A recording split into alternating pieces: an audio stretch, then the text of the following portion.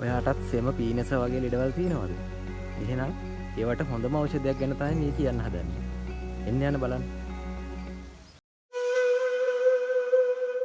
කල්පවතින සෙම පීනස ඇදුම වගේ සසන පද්ධති ආශ්‍රිත රෝග, මුත්‍රාඩස්සේ මුත්‍රා ගල් ඇතිවීම, හෘද රෝග, ආතරයිටිස්, හන්දි අමාරු විතරක් නෙවෙයි තද කුෂ්ඨ වගේ සමී රෝග සුව කරන මහා බල සම්පන්න බෙහෙත් වට්ටෝරු සෑහෙන ප්‍රමාණයක් හදන්න ගන්න පාවට්ට ගහක් තමයි මේ තියෙන්නේ. හැබැයි කටේ තියන්න බැරි තරම් තිත්ත බෙහෙතක් තමයි මේක. ඒත් අපේ ආතල සීයලා වගේ අය නම් දේහවස තම්බලා තේ කහට බොනවා වගේ බොන අයත් මම දැකලා තියෙනවා.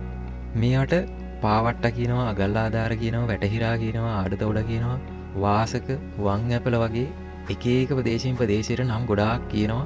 ඉතින් ඔය කොයි නමින් කිව්වත් මේක තමයි හරිම පාවට්ට ගහ.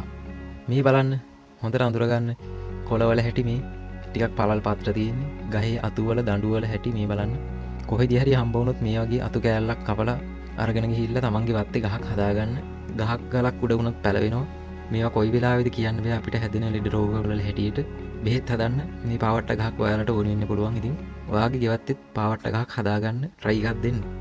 මේ ගහේ කොළ, ඉදුණු කොළ, පොතු, මල් වගේම මුල් කියන පස්පංගුවම ගන්නවා බෙහෙත් හදන්න.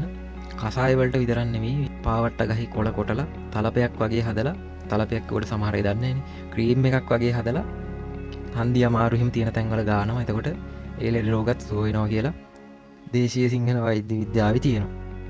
ඒ වගේම තවත් මේ පාවට්ටවල තියෙන විශේෂ ගුණයක් තමයි විස බීජ නාශක ගුණය. ඒ හින්දා වත්තේ පිටියේ කොළ වෙලවලු කොටුවක් මොකක් හරි තියෙනවා නම්, විශේෂයෙන් බුලත් කොටුවක් එහෙම තියෙනවා නම්, ඒ බුලත් කොටුව වටේට පාවට්ට ගස් වැටක් වගේ හිටවලා තියලා බලන්න. කෘමිනාශකයක් විදිහට ක්‍රියා කරනවා මේ පාවට්ටවල තියෙන එක විශේෂ ගුණයක් ඒක. ඔන්න අද පාවට්ට ගහ ගැනත් දැනගත්තා. ඉතින් ඔයත් මේ වගේ බෙහෙත් ගැන හොඳ දැනුමක් තියාගන්න. මොකද ලෙඩක් හැදෙන වෙලාව අපිට කොයි වෙලාවෙද කියන්න බෑ. ඉතින් එහෙනම් ගිහින් එන්න මේ සිංහල වෙදා.